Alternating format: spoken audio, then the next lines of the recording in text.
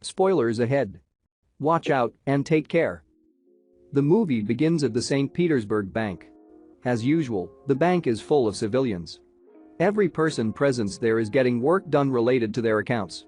All of a sudden, three men disguised as hockey players from the popular Soviet cartoon Puck Puck enter the bank with guns in their hands. As soon as they enter the bank, the robbers open fire.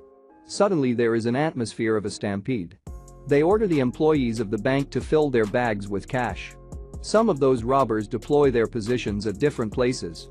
One of them screams for the manager and even goes to his cabin. When the bank manager is not found, the man raises a girl present in the bank and points a gun at her and warns if the bank manager does not come out, he is going to shoot the girl. Only then a man appears in front with both his hands raised. The robber goes up to the man and knocks him down with a punch and demands the key to the vault. After taking the key, the robber forces the man to take him to the vault. On the way to the vault, the robber suddenly lowers his gun in the middle and asks the manager to forgive them because they are not doing it for themselves but for the poor children. He says they are going to donate all the money to orphanages and hospitals. The manager thinks a little and asks if he is telling the truth. The robber laughs and says, "Idiot, come on, go ahead and open the vault." Then as soon as the door of the vault opens, the robber takes the manager inside with him. But there the robber does not see any money and gets angry. Then the robber sees another door and both of them move towards that door. As soon as that door opens, the robber sees a room full of cash. The robber happily starts putting the money into the shopping cart. Here he acts as if he has been taken to some paradise, dancing and enjoying while robbing the bank. As he forces the manager to help him, the robber sees the bank ID and realizes that he is not the manager of the bank. It is then revealed that he is St. Petersburg Police Major Igor Grom. After that, the movie goes into a flashback where those robbers enter the bank. At the same time, Inspector Grom is withdrawing money from the ATM. Grom hides behind the ATM seeing those robbers. While hiding, Grom imagines several attempts to fight the robbers, but he is caught in his imagination every time. In his last imagination attempt, he succeeds, but he thinks that the robber may hurt the civilians. Then suddenly, he sees the bank manager, who is kneeling beside him to hide from the robbers. Left with no choice, he goes in front of the robbers dressed as the bank manager. Then we are shown the same scene from the back, where the robber comes to know that Grom is not a bank manager.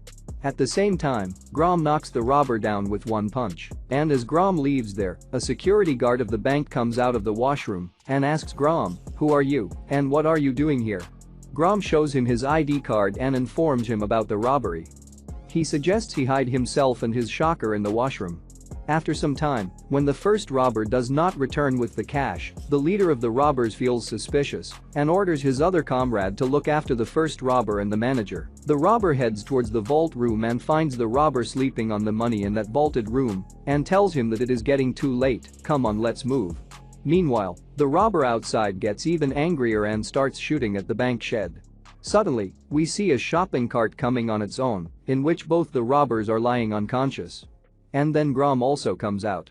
The robber, seeing his comrades unconscious, starts firing indiscriminately on Grom. Grom hides beside the ATM, avoiding the bullets. As soon as the robber gets out of bullets, the robber runs away with a bag full of cash. Then we see Grom come into the hall and ask the twin brother of the security guard of the bank to keep an eye on the unconscious robbers and leaves from there. The robber who had run away from the hall goes out and sits in a car. That car belongs to those robbers and one of their companions is waiting for them. They try to flee while Grom follows them. The robber's car collides with a truck while escaping. One of them who is driving gets injured and remains there, and the other robber gets down from the car and starts running, and Grom chasing him. Afterward, the robber enters a building and Grom also follows him. And enters the same building.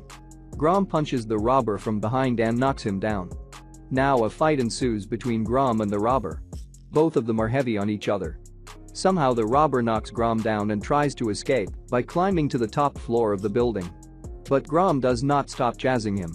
Grom tries climbing the building but ends up hanging. The robber tries to make him fall by throwing bundles of cash at him but fails. Again the robber tries to escape while Grom chases him.